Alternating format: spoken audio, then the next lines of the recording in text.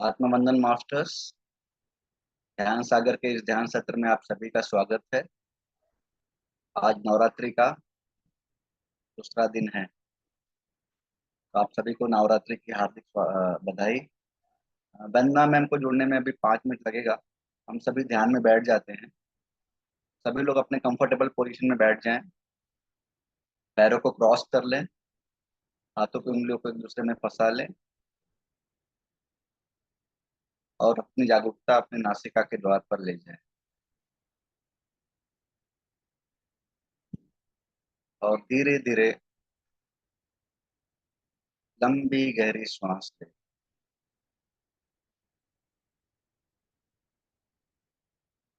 सांस अंदर जा रही है और सांस बाहर आ रही है।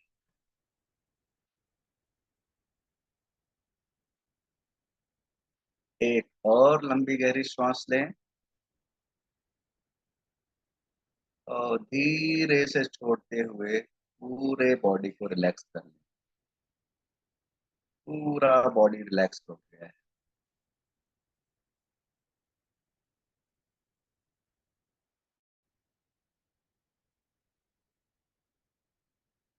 एक और लंबी गहरी सांस लें। आपका पूरा मन एकदम रिलैक्स हो चुका है।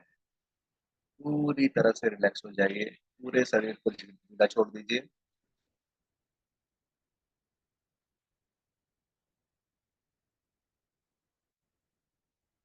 और अब अपनी जागरूकता अपने नासिका के द्वार पर ले जाइए। धीरे धीरे अपनी नॉर्मल प्राकृतिक सांसें लीजिए।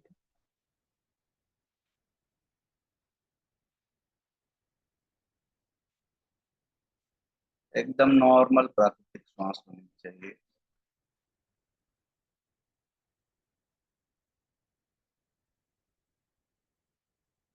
उसको बदलने का प्रयास न करें।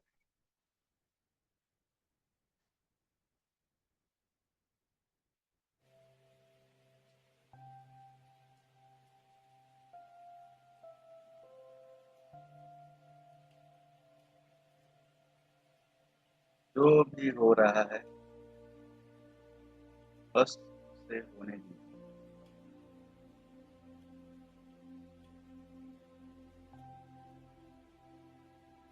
बस आप और आपकी सांस है।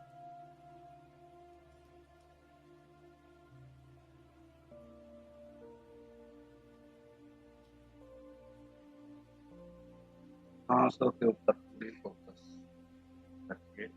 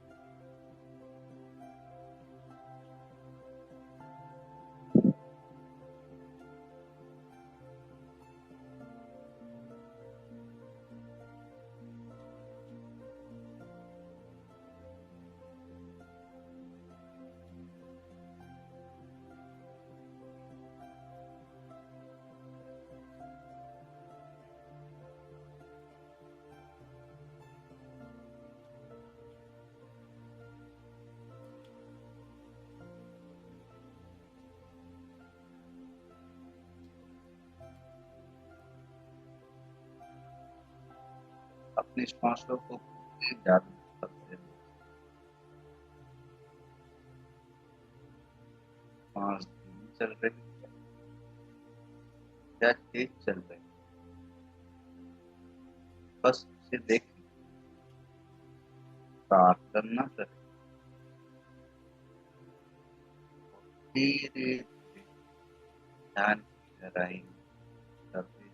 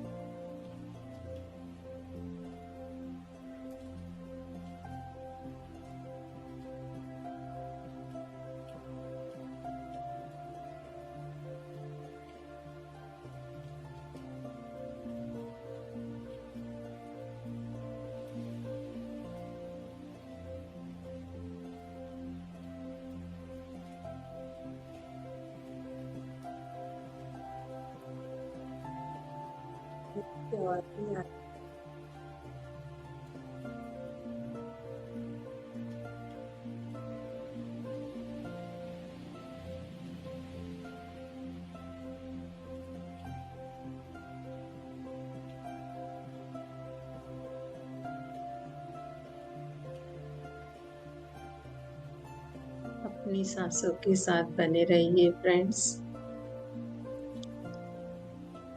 आती हुई सांस और जाती हुई सांसों को महसूस करते रहिए।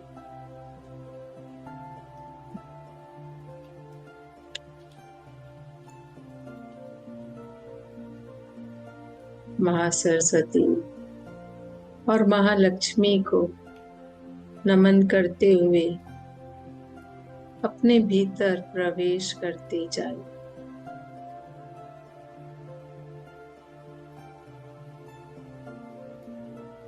अपने हायर सेल्फ के साथ कनेक्ट होते जाइए और शांत और शांत। सारा ध्यान नासिका के द्वार पे।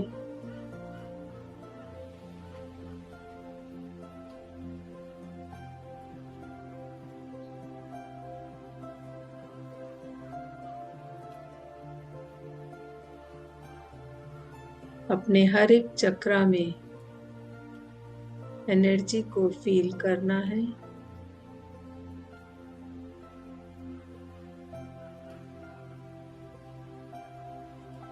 अपने लोअर चक्रा को बैलेंस करिए।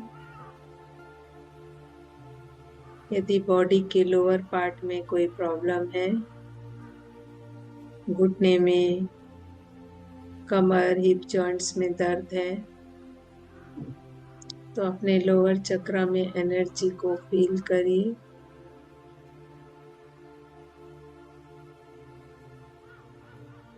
अपने भीतर से सारी नेगेटिविटी को निकाल दीजिए।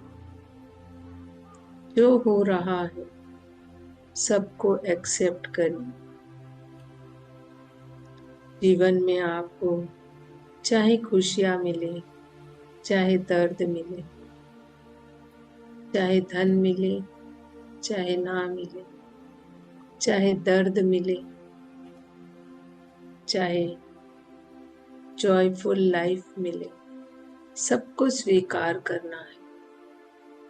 कैसा भी मनुष्य आपके सामने आ रहा है, कैसी भी स्थिति परिस्थिति जीवन में आ रही, सबको स्वीकार करना है।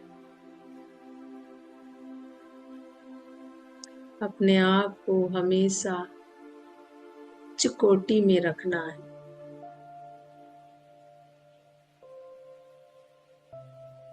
और रिलैक्स।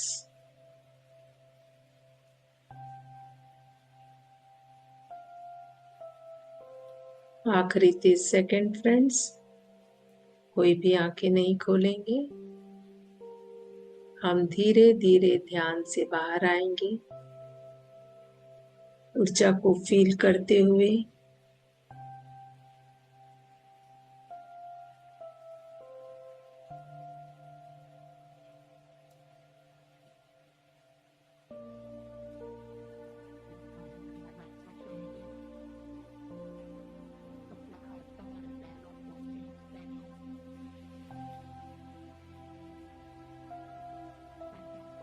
देते हुए भगवान गौतम बुद्ध को, पितामह ब्रह्म श्री सुभाष पत्री जी को, महालक्ष्मी महासरस्वती को धन्यवाद देते हुए हम धीरे धीरे ध्यान से बाहर आएंगे। कि पहले हम सब उच्चारण करेंगे अपने ही मन मन में। ओम श्रीम महालक्ष्मी नमः।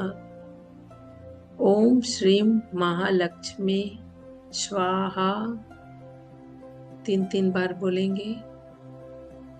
ओम श्रीम महालक्ष्मी स्वाहा। ओम श्रीम महालक्ष्मी स्वाहा। ओम ऐं सरस्वती स्वाहा। ओम ऐं सरस्वती स्वाहा। ओम क्लीं पर्वते नमः। ओम क्लीं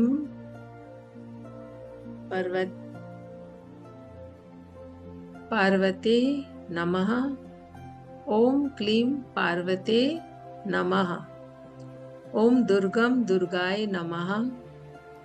ओम दुर्गम दुर्गाय नमः। ओम दुर्गम दुर्गाय नमः। प्रार्थना करेंगे।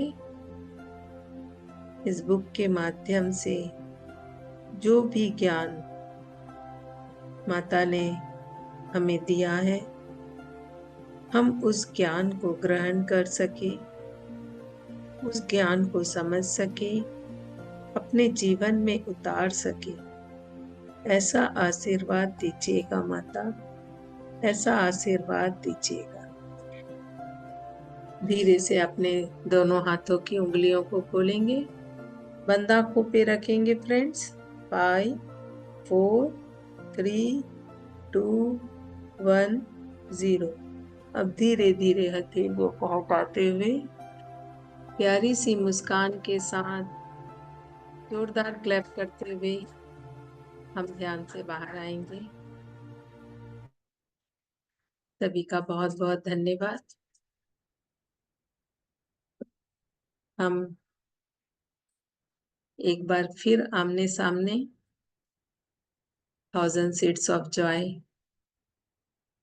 की विजडम को शेयरिंग करने के लिए एकत्रित हुए हैं। तो ध्यान सागर टीम का बहुत बहुत धन्यवाद। और ध्यान सागर में आप सभी मास्टर्स का बहुत बहुत स्वागत है, जूम से जुड़े हुए और यूट्यूब से जुड़े हुए सभी मास्टर्स का मैं वंदना बराले वाला कटक उड़ीसा से बहुत बहुत स्वागत करती हूँ फ्रेंड्स। तो हम 1000 सीड्स ऑफ जॉय शुरू करें ना शिव कुमार जी? जी मैम 100%। तो 1000 सीड्स ऑफ जॉय में अपने 7 पार्ट है, तो हम आज 4th पार्ट में पहुंच गए हैं। इसमें इसका पहला चैप्टर आज हम करेंगे राधा कृष्णा एंड गोपीज। तो राधा जी, कृष्ण जी और गोपियों का क्या संबंध था उसके बारे में हम जानेंगे, और यहाँ से हम कौन कौन सी खुशियों के बीज को एकत्रित कर पाएंगे, किस किस खुशियों को हम जान पाएंगे उसको हम समझेंगे। तो चलिए हम सबसे पहले अपना स्क्रीन शेयर करते हैं।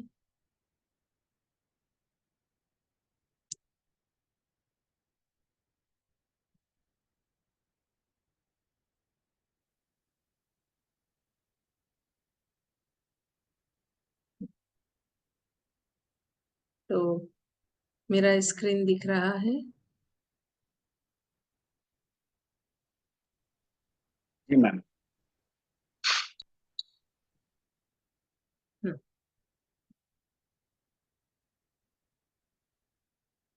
तो जैसा कि हम जब भी स्टार्ट करते हैं, सबसे पहले अपने पितामह ब्रह्म श्री सुभाष पत्री जी को नमन करते हैं, उन्हें धन्यवाद देते हैं कि उनकी प्रेरणा से हम अपने जीवन में अध्यात्म मार्ग में आगे बढ़ रहे हैं और हम इसी तरह आगे बढ़ते रहें, अपने जीवन में खुशियों को बटोरते रहें और खुशियां बांटते रहें।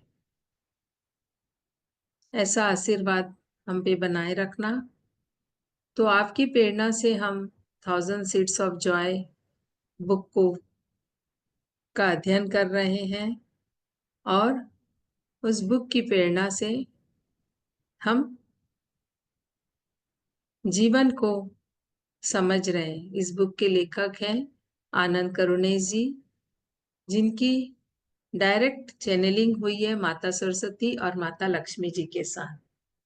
ये बुक कोई इंट्यूशन पे नहीं लिखा गया है, ये बुक उन्हें डायरेक्ट उन्होंने बात किया है, उन्हें देखा है और बहुत करीब से उन्हें उनके साथ जो बातें हुई है और उनसे उनको संदेशा मिला है।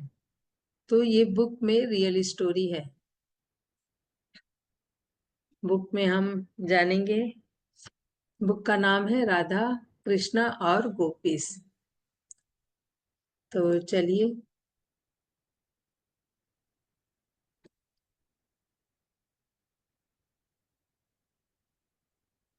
तो आनंद करुणेश जी अपना माता को नमस्ते करते हैं। नमस्ते माँ लक्ष्मी जी। तो उनका प्रश्न स्टार्ट हो रहा है। इसमें पहले आपने कहा था कि आपने अगले जन्म में अपना भगवान विष्णु के साथ 3 अलग अलग स्तरों पे जुड़ने के लिए आकर्षण के नियम का इस्तेमाल किया था। ये सत्र क्या थे? शिव कुमार जी थोड़ा चेक करिए, सुनील पंजाब जी थोड़ा डिस्टर्ब कर रहे हैं।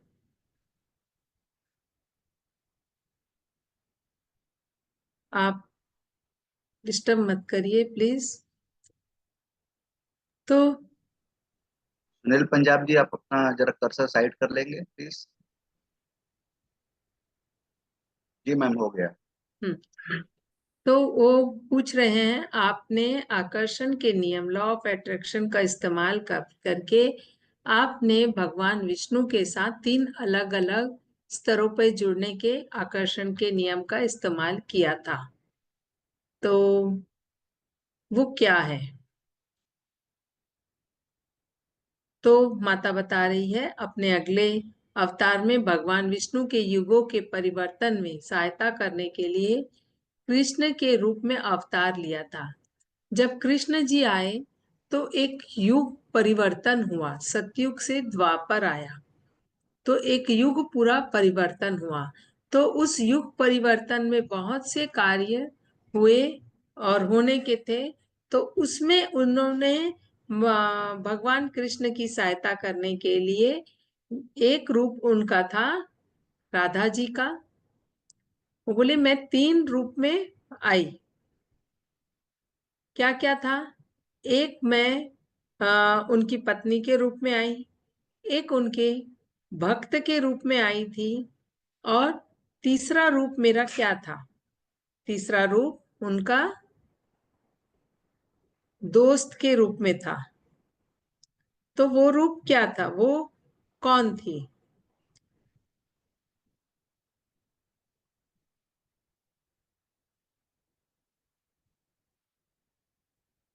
आध्यात्मिक मित्र के रूप में, आध्यात्मिक मित्र के रूप में राधा जी थी, रुक्मणी के रूप में उनकी पत्नी थी, और भक्त के रूप में कौन था? तो उन्हें पता चला उनका वो उस जन्म में वो माता लक्ष्मी का 3 रूप था। क्या क्या था? राधा रानी, राधा रानी को सभी जानते हैं, राधा और कृष्ण के प्रेम को भी सभी जानते हैं।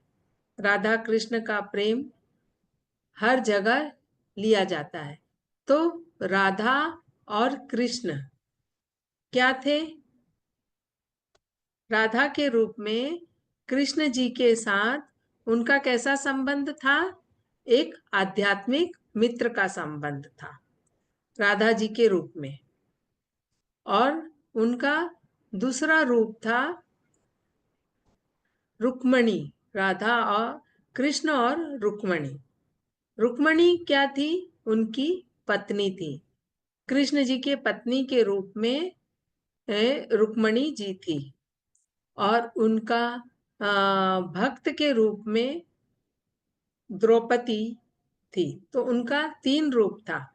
द्रौपदी उनको पांडवों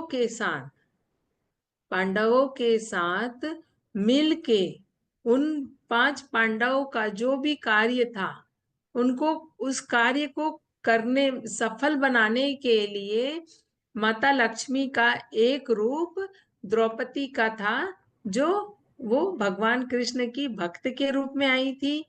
और एक रुक्मणी, राधा कृष्ण, रुक्मणी कृष्ण जी की पत्नी थी, एक उनकी पत्नी के रूप में थी, और एक आध्यात्मिक मित्र राधा जी। राधा और कृष्ण संसार में प्यार की भाषा को समझाने के लिए और एकत्र होके कैसे उन्होंने सृष्टि की रचना की, सृष्टि की रचना करने के लिए उन्होंने कृष्ण जी की किस तरह सहायता की, प्रकृति के साथ मिलकर उन्होंने क्या क्या किया, ये सब अभी हमें माता लक्ष्मी आनंद करुणेश जी को बताएगी।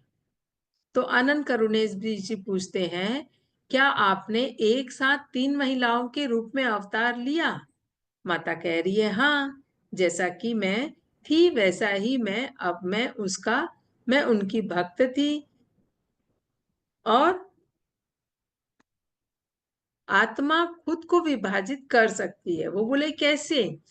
एक इंसान एक ही जन्म में 3 रूप कैसे ले सकता है? आनंद करुणेश जी पूछते हैं। तब माता बोलती है, आत्मा खुद को विभाजित कर सकती है और कई लोगों के अवतार ले सकती है। कैसे? कैसे होता है ये?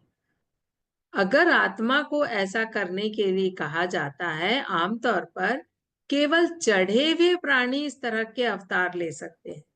चढ़े हुए प्राणी माने प्रबोध लोग जो एनलाइटेड है। एनलाइटेड पर्सन का एक साथ पृथ्वी में 3 जगह कार्य है, 3 तरह का कार्य है, और उसके लिए एक ही प्रकार के 3 लोग 3 जगह में चाहिए। तो क्या करते हैं, ऐसे समय में आत्मा विभाजित हो सकती है, एक ही आत्मा 3 अवतार ले सकती है। फिर आनंद करुणे जी पूछते हैं, मैं अनुमान लगा रहा हूं कि राधा के रूप में आप उनके आध्यात्मिक मित्र थी और रुक्मणी के रूप में आप उनकी पत्नी थी, लेकिन भक्त के रूप में कौन थी? तब वो पूछते हैं तब वो बोल रही है जिनके 5 पति थे।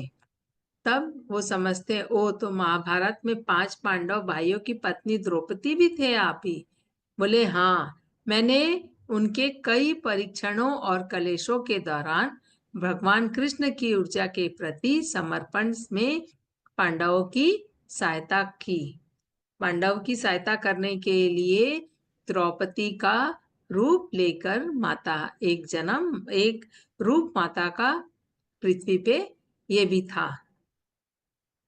तो मैं आपसे इन अवतारों के बारे में और सुनना चाहता हूँ, विशेषकर राधा और द्रौपदी के।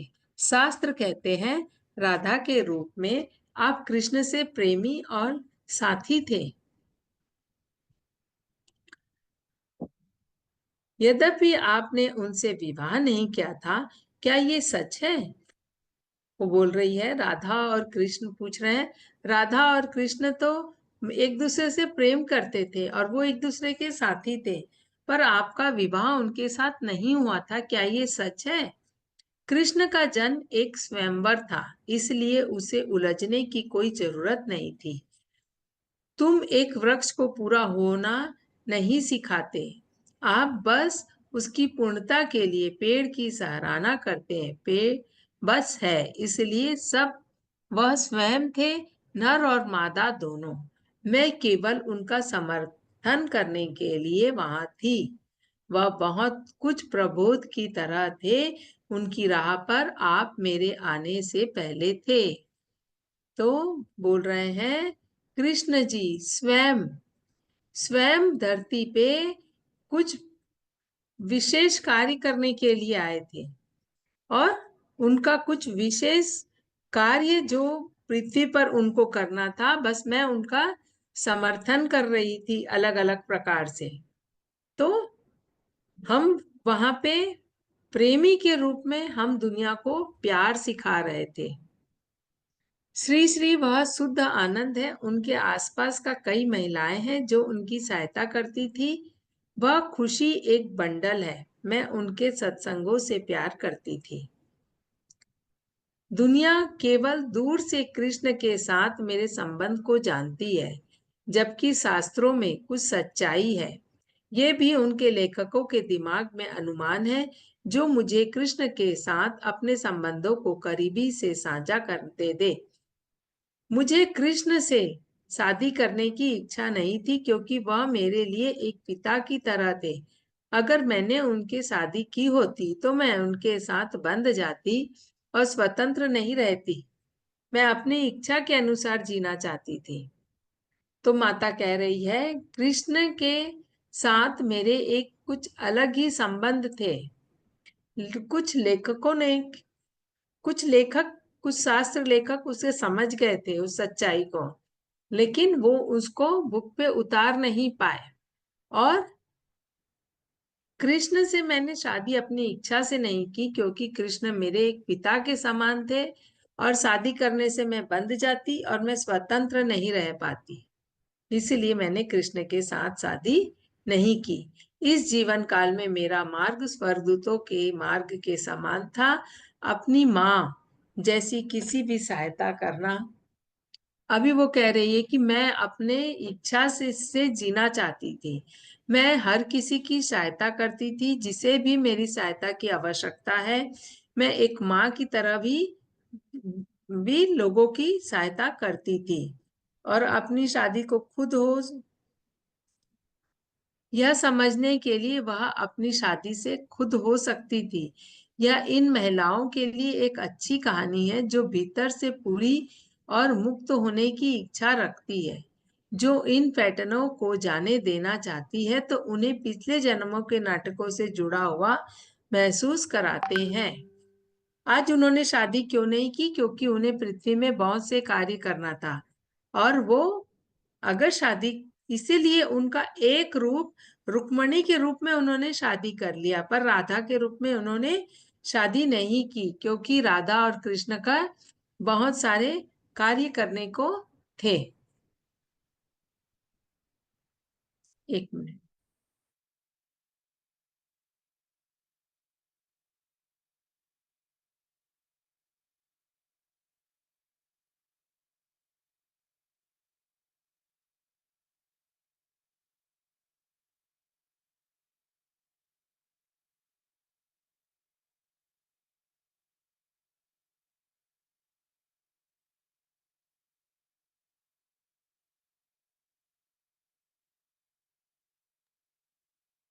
इस जी मैंने उपचार के एक रिश्ते से कृष्ण को अपने साथ रखने के लिए चुना, क्योंकि वह पहले से ही पूरे थे। हमारे बीच जो संबंध थे वे उटपुटांग और मनमोहक थे और प्रेम पूर्ण नहीं। जब हम उनका काम करेंगे तो मैं उनके लिए एक बैटरी की तरह रहूंगी। जैसे जज ना करे, इसे जज ना करे, क्योंकि कभी कभी प्रबोध प्राणियों के साथ भी ऐसा होता है। उनके पास अपने रास्ते पर महिलाओं के साथ उच्च प्रकृति के संबंध है। क्या उन्हें एक साथ रहना चाहिए? वे इस तरह के रिश्तों से खुद को जटिल तरीके से उलझने के लिए नहीं, या एक स्मार्ट के लिए एक नित्य के रूप में इस तरह के रिश्ते की प्रकृति नहीं है। इस रिश्ते में यह सच्चाई और सम्मान का एक रिश्ता था। अभी वो माता समझा रही है, मेरा और कृष्ण का रिश्ता एक अलग था। हम एक दूसरों को समझते थे। हम हमारा हम दोनों के बीच का रिश्ता कुछ उटपुटांग, कोई कहीं पे उटपुटांग होता था, कहीं पे मनमोहक था, पर प्रेम पूर्ण कुछ नहीं था। हम कृष्ण एक प्रबोध थे। उनको जब मेरी सहायता की आवश्यकता होती थी, मैं उनके साथ जुड़ के उनके कार्य को करने में उनकी सहायता करती थी। आगे कह रहे हैं, इसलिए यदि आप कीड़ा के बारे में सोचते हैं, हालांकि उसे पुनः पेश करने के लिए एक सभी की आवश्यकता नहीं है, एक साथी की आवश्यकता नहीं है। यह दूसरे कीड़े के साथ मिलाने के विकल्प चुन सकता है। इसी तरह कुछ पौधे हैं जो आत्म परायण करते हैं, परागण करते हैं। हमारा रिश्ता एक समान प्रकृति का था।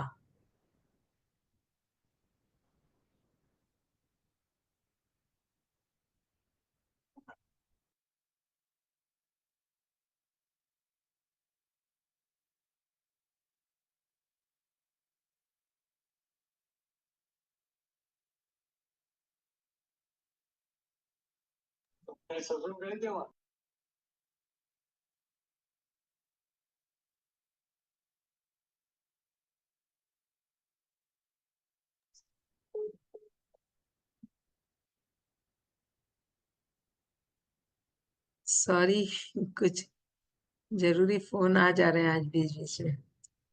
चलिए,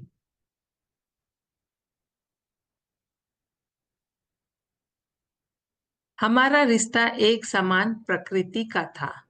अभी वो राधा और कृष्ण के रिश्ते के बारे में आनंद करुणेश जी को समझा रही है।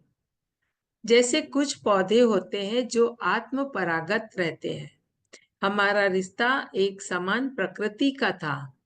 एक बहुत असामंजस्यपूर्ण और उच्च कंपन था, माने कि हमारे रिश्ते में बहुत हार्मनी थी और बहुत हाई इंट्यूशन था। आप नन्नों और पुजारियों के बारे में भी सोच सकते हैं, जबकि वे वर्तमान समय में एक साथ नहीं मिलते। कई ने प्राचीन अतीत में एक दूसरे के कंपन को बढ़ाने के लिए ऐसा किया था। कई जगह लोगों के इस तरह के रिश्ते बढ़ाने की या रिश्ते को मेंटेन करने की कोशिश की थी। इसलिए यदि आप और भगवान कृष्ण एक साथ होते हैं तो ठीक होता है। अभी आनंद करुणे जी ऐसा पूछ रहे हैं। तो हाँ, इससे पहले आपने कहा था कि आप भगवान कृष्ण की बैटरी की तरह होंगे। क्या आप इसे और अधिक समझा सकते हैं? आनंद करुणे से पूछ रहे हैं, आप हमें और अच्छे से समझाइए कि आप कृष्ण की बैटरी की तरह कैसे हैं। तब माता कह रही है, मैं बस यह कह रही थी कि हमारा रिश्ता हमारे दोनों कंपनों को बढ़ा देगा। इसलिए जब आप अपने प्रिय शिक्षक श्री श्री और उनके आसपास की महिलाओं को देखते हैं, जैसा कि वह उन दोनों के बीच ऊर्जा के लिए आत्मसमर्पण करते हैं, आत्मसमर्पण करते हैं, तो उनका कंपन बढ़ जाता है। संबंध एक चिकित्सा प्रकृति का है, इसलिए कुछ सीमाओं को पार नहीं करना है। हमारे बीच एक समझ थी, हमारे बीच एक सम्मान था। जब श्री श्री जी का जब महिलाएं उनके आसपास रहती थी, उनकी उनकी सेवा करती थी पूरे आत्मसमर्पण भाव से, तो वो क्या चाहती थी कि मैं उनसे जुड़ के उनकी उनकी अपनी खुद की ऊर्जा को वो बढ़ाना चाहते थे और उससे उनकी ऊर्जा बढ़ती थी। जब हम पूरा शुद्ध भाव से, अब जब हम किसी की सेवा करते हैं, कोई उच्च कोटि के व्यक्ति की जब हम सेवा करते हैं, उनके साथ जुड़ते हैं और सेवा भाव रखते हैं, तो क्या होता है, हमारी ऊर्जा बढ़ती है। जब हम उनकी ऊर्जा से साथ कनेक्ट होते हैं, हम शुद्ध मन से कोई उसकी उनकी सेवा करके हम कुछ चाहत नहीं रख रहे हैं, हम बिना चाहत की उनकी सेवा कर रहे हैं।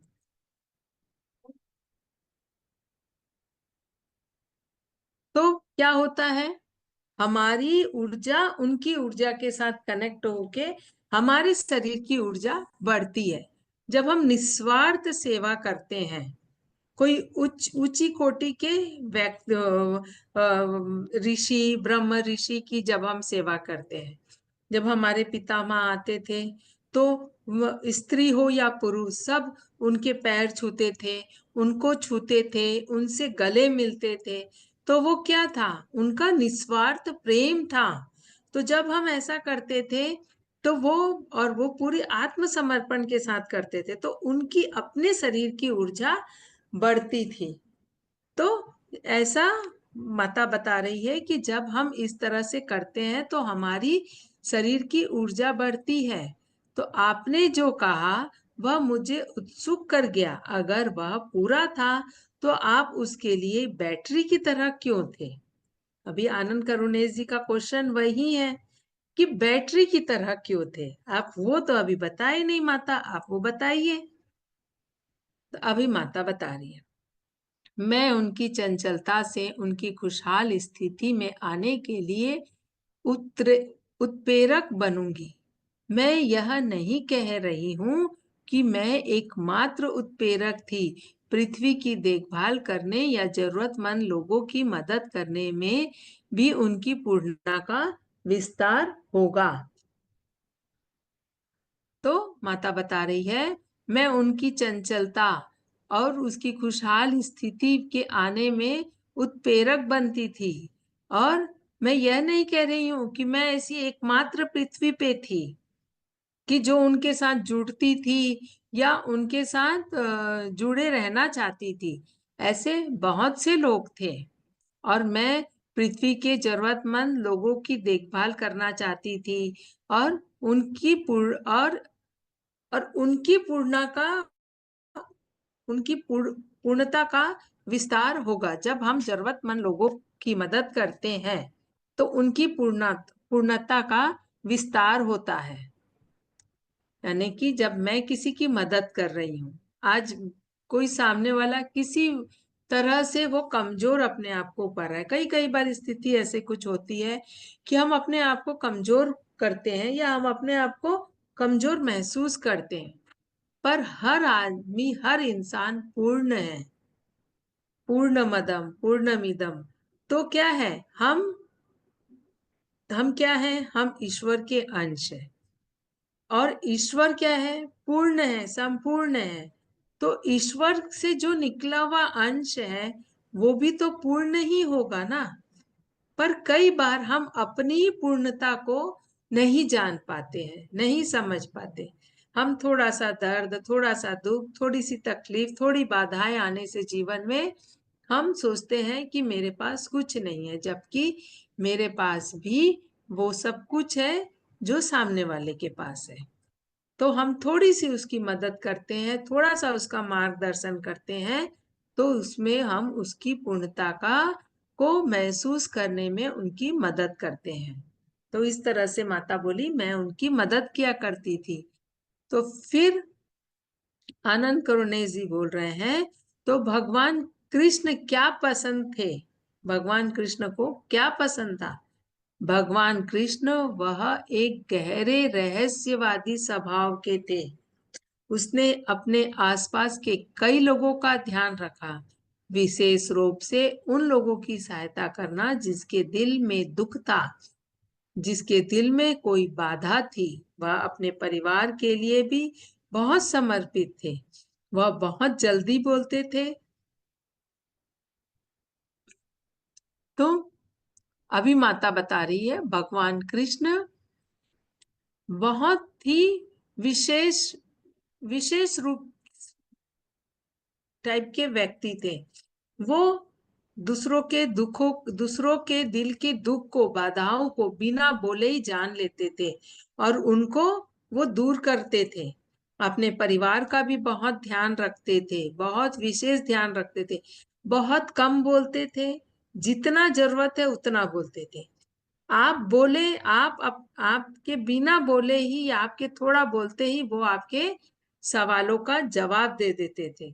पॉइंट टू पॉइंट बात करते थे, ना ज्यादा बोलते थे, ना ज्यादा सुनते थे। जितना जरूरत है कम पॉइंट में, कम बात में ही वो सामने वालों को उसकी स्थिति, उसकी समस्या को सुलझा देते थे। और वो बहुत कम सोते थे।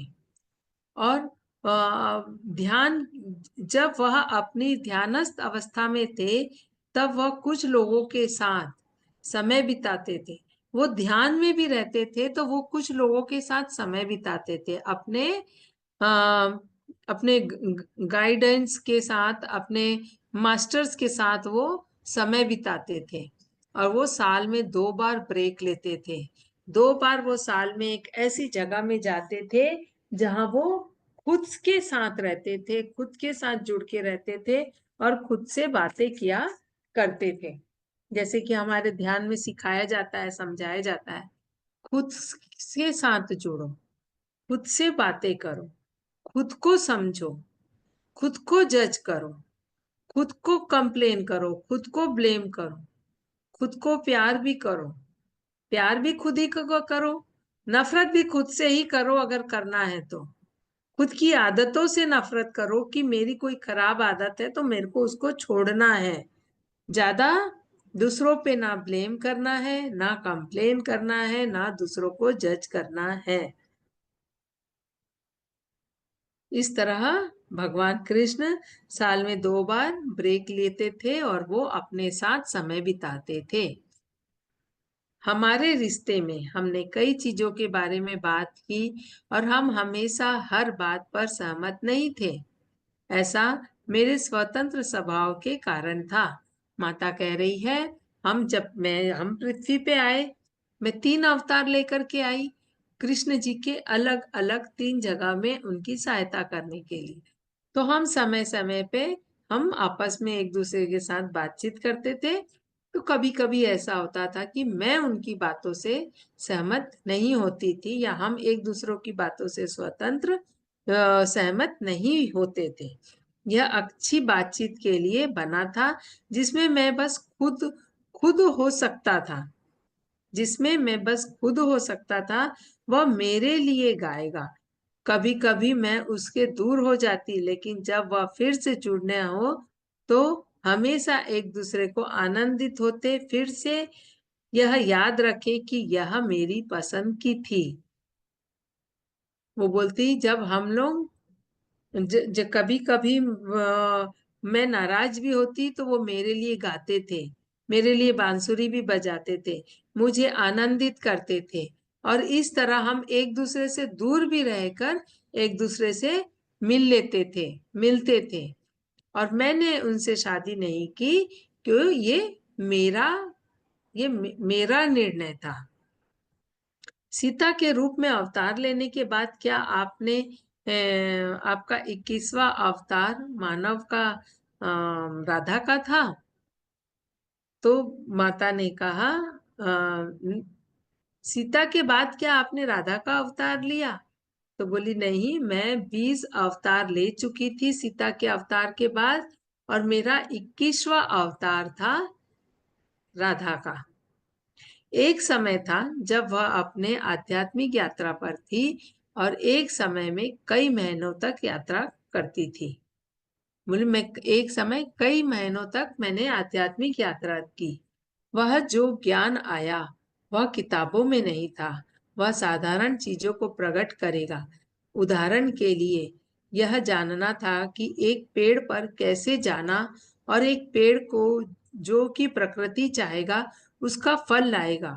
उसका ऊर्जा क्षेत्र, विशेष रूप से उनका हृदय चक्र।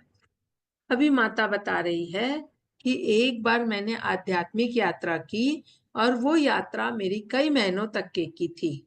और उस यात्रा में मैंने जो सीखा वो वो ज्ञान किसी किताब में भी नहीं है। वो ज्ञान जो मुझे वहां पे मिला वो कोई किताबों में भी नहीं है। आगे बता रही है कृष्ण जी के बारे में कि कृष्ण जी इतने प्रबोध थे कि वो कोई भी पेड़ के पास जाते और उनको जिस प्रकार के भी फल की इच्छा होती थी, वो उस पेड़ से वो फल को प्राप्त कर सकते थे। और उनकी ऊर्जा क्षेत्र इतनी विशेष थी कि वो अपने हृदय चक्र से उन समय के दौरान पूरी तरह से खुला होता था। जब वे प्रकट होंगे, उससे मजबूत समय सूर्योदय और सूर्यास्त था। माने कि जब भी वो कुछ करना चाहते थे, वो सूर्योदय या सूर्यास्त का समय होता था, और उस समय उनका पूरा हृदय चक्र से वो अपनी हृदय चक्र से ऊर्जा के साथ जुड़ते थे। और किसी भी पेड़ से किसी भी प्रकार की फल की इच्छा जो वो चाहते थे, वो उस पेड़ से वो फल को प्राप्त कर सकते थे। निकलना, धीरे धीरे जाना।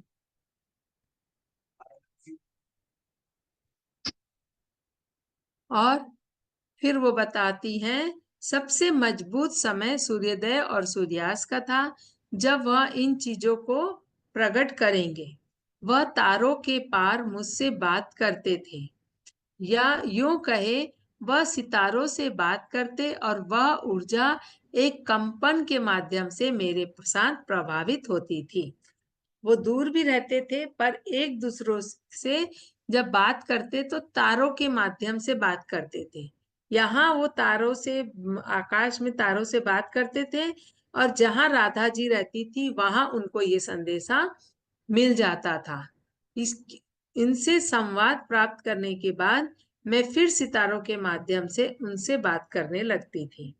माने उनका वार्तालाप, दूर रहते थे पर सितारों के माध्यम से उनकी बातचीत होती थी। वह इन जगहों पर रहा तो पहाड़ों के ऊंचे थी।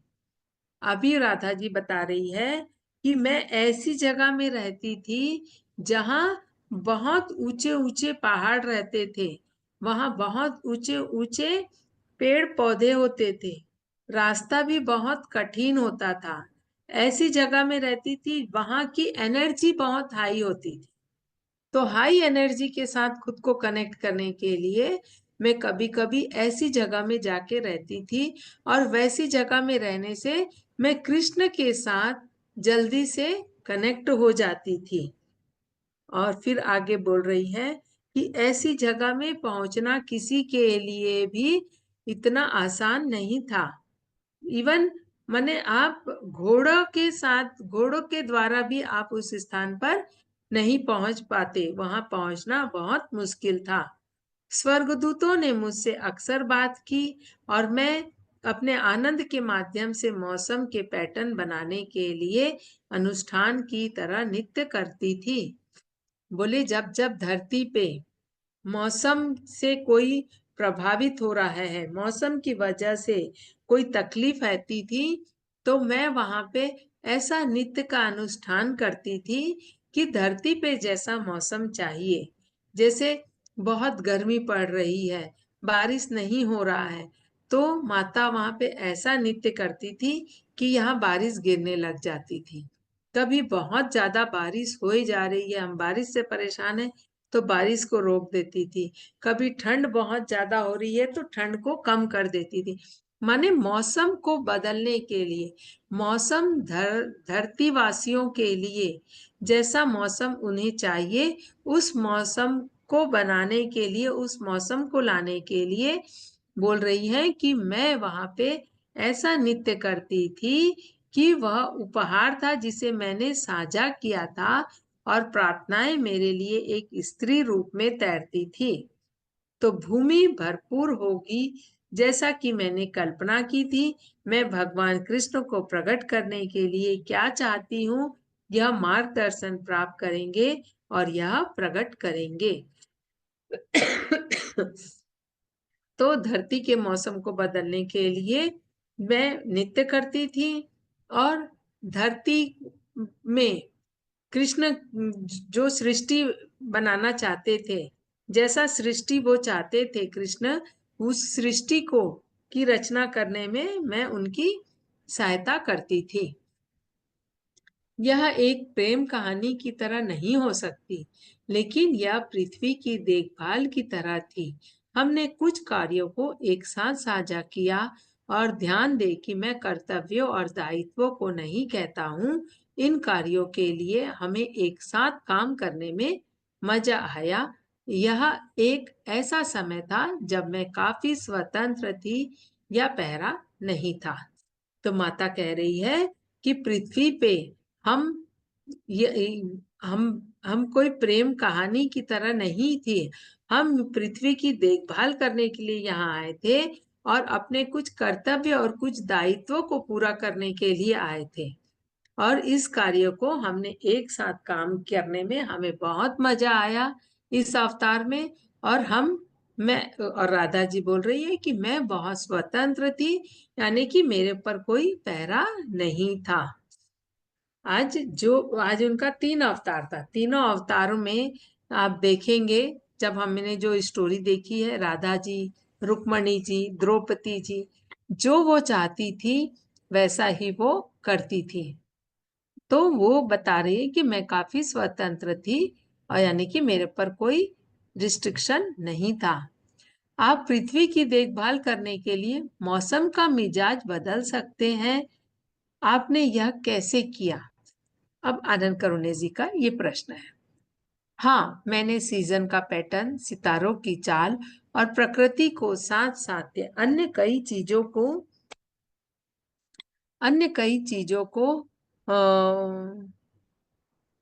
अन्य साथ साथ अन्य कई चीजों को भी समझा। हमारे जीवन में बहुत सामंजस्य था और मुझे बहुत सुरक्षित महसूस हुआ। यानी कि वो बता रही है कि मैं सीजन को बदलने में, सितारों के साथ बात करने में और प्रकृति के साथ, जैसा वो प्रकृति के साथ भी वो जैसा चाहे वैसा वो कर सकती थी। कोई भी कहीं पे भी किसी भी पेड़ पौधे में कोई सा भी फल चाहे वो लाने का, ये सब वो कर सकती थी। तो क्यों कर सकती थी? क्योंकि वो बोली मेरे जीवन में, हमारे जीवन में, माने राधा और कृष्ण के जीवन में बहुत हार्मोनी था, बहुत एक दूसरे को से जुड़े हुए थे और बहुत उन दोनों में अंडरस्टैंडिंग थी, म्यूचुअल अंडरस्टैंडिंग था दोनों में। और मैं बहुत सुरक्षित महसूस करी अपने आप को इस अवतार में। इस दौरान मेरे भीतर बहुत बदलाव आया। माता बता रही है इस युग में मेरे अंदर बहुत बदलाव आया। अन्य लोग भी बहुत कम थे जो इस उच्च स्थान पर मेरे साथ रहते थे, जो हमारे लिए एक अभ्यारण्य की तरह था मैं इस भाषा में भी बोल सकती थी जो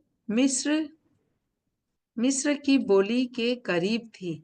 अभी भी किताबों और अवशेष हो सकते हैं जो मेरी शिक्षाओं के साथ इस समय में मौजूद है।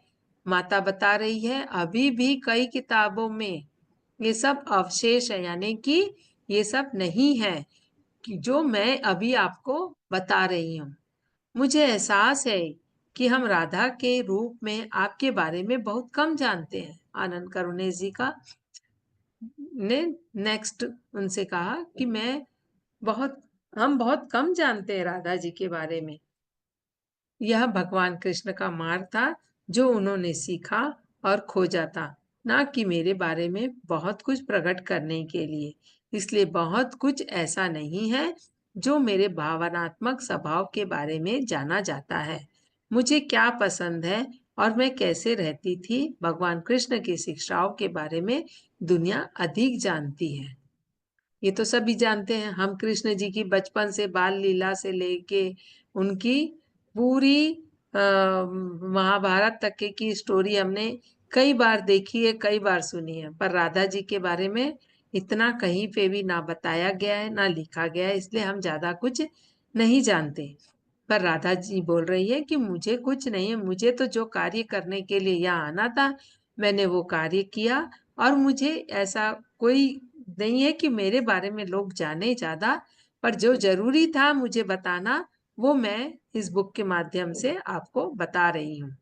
क्या आप हमें अपने रिश्ते की प्रकृति के बारे में अधिक बता सकते हैं? हम अपनी ऊर्जा को आगे और पीछे ले जा सकते हैं। इनमें हमें एक साथ रहने की अनुमति दी है। कई बार मैंने पृथ्वी की अधिक ध्यान रखा। अभी माता कह रही है कि मैं अपनी ऊर्जाओं को आगे और पीछे ले जा सकती हूँ, यानी कि मैं अपनी ऊर्जा से आगे जा सकती हूँ और मैं अपनी ऊर्जा से पीछे भी जा सकती हूँ। मैंने पृथ्वी का बहुत ध्यान रखा है और इस मेरे मुझे ये अनुमति है ऊर्जा को आगे और पीछे ले जाने की। मैंने पृथ्वी का बहुत ध्यान रखा है और एक अन्य समय में उनसे ऐसा किया कि फिर ऐसे समय आए जब हमने पृथ्वी को ठीक करने के लिए एक साथ नृत्य किया। भगवान माता कह रही है मैंने और कृष्ण ने पृथ्वी को बैलेंस करने के लिए हमने एक साथ नृत्य भी किए हैं। तो यह एक रोमांटिक प्रकृति का रिश्ता नहीं था, यह एक चिकित्सित संबंध था। हम क्या देखते हैं महाराज को, हम देख के बस प्रसन्न होते हैं, लेकिन भगवान ने महाराज क्यों किया वो बता रही है राधा जी। वो पृथ्वी को बैलेंस करने के लिए था और कुछ इस रास के माध्यम से उन्होंने पृथ्वी का चिकित्सित करके गया, यानी पृथ्वी में कुछ जो नहीं होना चाहिए था उसको उन्होंने इस रास के द्वारा उसको यहाँ से हटाया। उसने पृथ्वी को चंगा किया। यह दो लोगों में एक परिवार से संतुलन बनाने के लिए एक साथ आने के था, या दो लोग एक साथ पूर्णता पैदा करने के लिए आ रहे थे। तो इस तरह से माता बता रही है जो महाराज होता था हम उसको महाराज की तरह देखे, लेकिन ये महाराज हर रोज इसलिए होता था ताकि पृथ्वी बैलेंस होए और पृथ्वी का क्या बोलेंगे हम, चिकित्सा, यानी ट्रीटमेंट पृथ्वी का ट्रीटमेंट हुआ उसी बहाने। तो ये यहाँ पे हमारी ये स्टोरी राधा कृष्ण की खत्म होती है। तो राधा और कृष्ण दुनिया में, राधा के रूप में राधा और कृष्ण का प्रेम अमर है बोलते हैं, लेकिन राधा जी बता रही है, माता लक्ष्मी बता रही है हम पृथ्वी को बहुत कुछ सिखाने के लिए और पृथ्वी में बहुत कुछ बैलेंस करने के लिए हम इस दुनिया में आए, और मैंने 3 अवतार लेके 3 तरह से कृष्ण जी की मदद करी, और ताकि वो जिस कार्य को करने के लिए धरती पे अवतार लिए थे, वो कार्य उनका पूरा हो सके। राधा और कृष्ण एक ही है, अलग अलग नहीं है। तो थैंक यू फ्रेंड्स, बहुत बहुत धन्यवाद, आप इतने ध्यान से इस चैप्टर को सुने, तो आप सबका बहुत बहुत धन्यवाद। मैं जितना समझ पा रही हूँ बुक को पढ़ के, मैं वही आप लोगों के साथ साझा करती हूँ। अगर thank you very much ma'am. बहुत ही बढ़िया था। एक्चुअली राधा कृष्णा सीरियल आपने देखा होगा, आप भी हाँ देखती हैं, मेरी बेटी रेगुलर देखती है, मैं भी हाँ, रेगुलर देखता हूँ। और मैं पहले बरसाना देखती थी, और अब तो मैं टीवी बिल्कुल ही नहीं देखती, 2-3 साल से। मैं भी नहीं देखता हूँ। मेरी बेटी जब चालू करती तो राधा कृष्ण वो सॉन्ग आता है ना, हाँ वो देख के अच्छा लगता है। तो उससे पता चला बरसाना क्या है, बरसाना गांव कहाँ पे है न, किसका क्या, इनका क्या रिलेशन है, क्या रिश्ता है, कैसे इनके, उसमें भी थोड़ा थोड़ा दिखाया गया है मैम कि एक दूसरे को किस तरह से इन्होंने समझा है। हाँ, राधा कृष्ण सीरियल में राधा जी का वो थोड़ा डिटेल में वो बहुत है। बढ़िया मैं है। बहुत पहले देखती थी, अभी मैं नहीं देखती हूँ। तो ये बहुत अच्छा था मैम, बहुत ही एनर्जी थी। आज नवरात्र का तीसरा दूसरा दिन है। हाँ दूसरे दिन दूसरा। की भी एनर्जी राधा जी से हम जुड़ गए, उनकी एनर्जी हमको मिल गई। बहुत अच्छा। ध्यान सागर के लिए बहुत ही अद्भुत चीज है मैम ये। और मैम ये श्री श्री जी जो है, ये सच में कृष्ण जी के अवतार है? बिकॉज कभी कभी फील होता है उनकी एनर्जी, इसमें तो लिखा गया है, मैंने पता भी नहीं सुना मुझे, था। अब देखिए किताब में तो लिखा हुआ है, क्या सच है अपन कैसे बोलेंगे, लेकिन मुझे थोड़ा सा नहीं उतना समझ में आया, इसलिए मैंने वो लाइन को काट ही दी थी। तो उसमें कैसा है मैम, मैं उनको जब देखता हूँ ना, वो यहाँ पे भी आए थे जामनगर में, तो जो फेस का स्माइल उनका है ना, हमेशा निरंतर खुश रहता है, रहते हैं, सच्चित आनंद बोलते हैं ना, हाँ, वो नहीं प्रकृति। वो तो देखिए, वो तो प्रबोध है, देखिए वो भी आज, लेकिन आज जैसे उन्होंने कहा ना, श्री श्री जी के साथ जब स्त्रियां उनकी सेवा करती है, तो वो पूर्ण आत्मसमर्पण के साथ जब वो स्त्रियां उनसे जुड़ती है, उनकी सेवा करती है, तो वो उनकी एनर्जी भी हाई होती है। लेकिन अब लोग सोचने वाले कोई कुछ भी सोचे, लेकिन माता यहाँ पे वही क्लियर कर रही है। हम भी, हमारे गुरु आते थे, जब पत्री जी आते थे तो हम भी पत्री जी से जुड़ते थे, तो हमारा एक उस समय हम उनको एक भगवान के रूप में देख के उनको छूते हैं, तो हमारे मन में कुछ रहता नहीं है कि भाई क्या है क्या नहीं।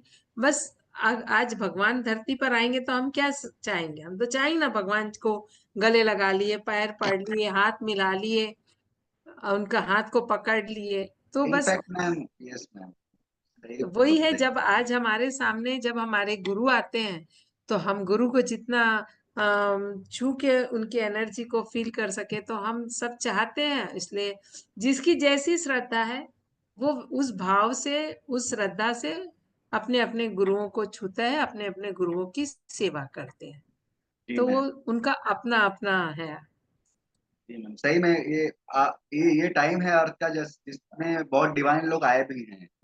तो पितामह पत्री जी आए हैं, श्री श्री जी आए हैं, तो सच में बहुत अच्छा लगता है सुन के कि इतने डिवाइन लोग हैं, अर्थ में डिविनिटी है पूरी। और हाँ, पूरे जगह पे अच्छा डिवाइन माहौल है मैम।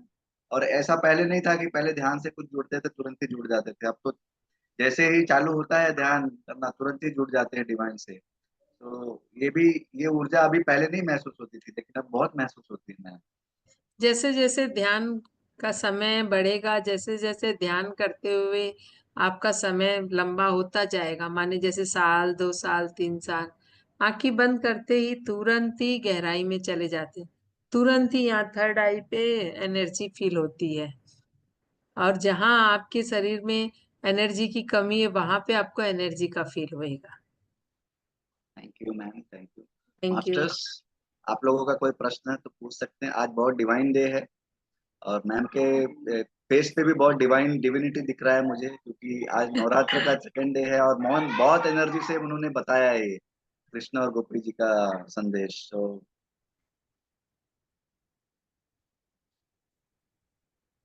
रागिनी जी, आप फिर अनम्यूट। रागिनी हाँ, मैम। बोल। जी मैम। आत्मबंधन मैम। बहुत आत्मबंधन। अच्छा सेशन, बहुत ही अच्छा रहा। और आपने बहुत ही अच्छे से उसको समझाने की कोशिश भी की है, बहुत अच्छे से समझाया है। बहुत अच्छा रहा, बहुत ही अच्छा रहा। और हाँ, ये मतलब देख के मैंने पूरा तो नहीं सुना है, शायद ये हो भी चुका है ना एक बार पूरा, कि अभी क्या चल ही चीज? रहा है ना। 1000 सीड्स ऑफ जॉय? क्या हम्म। चीज पूछ रहे हो आप? हाँ, वही पूछ रहे हैं मैं, क्योंकि पूरा पूरा नहीं सुन पाती ना रोज। तो आज तो अच्छा, मैंने पूरा सुना, तो बहुत अच्छा लगा। और ये तो है, बहुत अच्छी बुक है। इसको ना पूरा सुनना चाहिए था, लेकिन मैं नहीं सुन पाई, क्योंकि इतने ही टाइम होता है, 9 बजे ही होता है ना। तो 9 बजे ये, ही तो चालू होता है। हाँ वही तो नहीं, एक है और भी है। अच्छा, और सेशन भी है, 6 बजे का भी है, तो लेकिन ये रिकॉर्डिंग होता है, आप रिकॉर्डिंग भी सुन सकते हैं अगर छूट हाँ जाता वो है तो तो। हाँ वो तो है, पर वो आप इसी ध्यान पर सागर हाँ, के ग्रुप बहुत में अच्छा लगा। होंगे तो आप हाँ नहीं हाँ है तो मैम। ग्रुप में, हाँ तो ग्रुप में तो आता ही होगा, आप छोड़ते होंगे। हाँ, वो तो आते हैं, सारे वीडियो आते हैं मैम, लेकिन वही है, नहीं हो पाता। सर बहुत अच्छा रहा मैम, बहुत अच्छा रहा। अभी और कितने बाकी हैं मैम इसमें? अभी हम 4th चैप्टर पे हैं, 4th पार्ट। इसमें 7 पार्ट है। अच्छा अच्छा। तो अभी 3। हाँ, अभी तो हम लोग 4th में ही हैं, फिर 5th 6th 7th। तो अभी इसमें क्या है ना, 5th और 6th बड़े हैं। अच्छा उसमें अच्छा। 5 5 6 6 7 7 चैप्टर है फिर। आगे के तो और डिवाइन है मैम। हाँ, लेकिन डिविनिटी हर पूरी एक आती है। चैप्टर बहुत इंटरेस्टिंग है। अभी जैसे द्रौपदी के ऊपर आएगा, महाभारत, फिर बुद्ध यशोधरा। तो बहुत अच्छे अच्छे चैप्टर हैं। तो जैसे जैसे आगे बढ़ेंगे ना, आपको वैसे वैसे इंटरेस्ट भी आएगा, और नई नई चीज सीखने मिल रही है, नई नई जानकारी भी मिल रही है हमें, है ना। सही है। जैसे अभी हाँ, हमें वो पता तो आज चला ही ना, क्या सुनने को मिला ना। हाँ हम वही बोलते तो। थे राधा को छोड़ के रुक्मणी से विवाह किए। हाँ। अभी पता चला राधा, रुक्मणी और द्रौपदी तीनों ही राधा जी का ही अवतार थे। एक जन्म में उन्होंने 3 अवतार लिए। तो कभी राधा के साथ थे, कभी रुक्मणी के साथ रहे। तो उनको उनको जहां जहां जैसी आवश्यकता थी, माता लक्ष्मी अपने 3 रूप में हर वक्त कृष्ण जी के साथ। जी। महाभारत में द्रौपदी के साथ, द्रौपदी बन के उनके साथ रही। जब मथुरा गए तो वहां पे उनका उनका विवाह जब रुक्मणी के साथ हुआ तो रुक्मणी थी। उसके पहले राधा जी थी उनके साथ। तो मतलब राधा जी हर वक्त उनके साथ थी। और वो उनका प्लान लेके ही वो धरती पर आए थे कि हमारे को ये काम करना है। जी ma'am. Thank you ma'am, thank you. आगे अगर सुन पाएंगे तो और भी मजा आएगा। जरूर सुन पाएंगे। और सुन नहीं भी पाए, अगर उस समय नहीं भी आए तो क्या है, अपना तो रिकॉर्डिंग है, रिकॉर्डिंग सुन लीजिए। कुछ हाँ डाउट है जी। तो मेरा नंबर ले लीजिए, मुझे फोन कर लीजिएगा, जी। है ना। Thank you ma'am, thank you. और किसी का कोई प्रश्न है? आज वैसे नए नाम दिख रहे हैं मेरे को सारे। रागिनी जी तो नियम से जुड़ती है, बट बाकी नाम नए हैं। भाग्य मत, नहीं पूछना है तो कोई बात नहीं। तो ये यूट्यूब में स्टॉप कर दीजिए। जी मैम।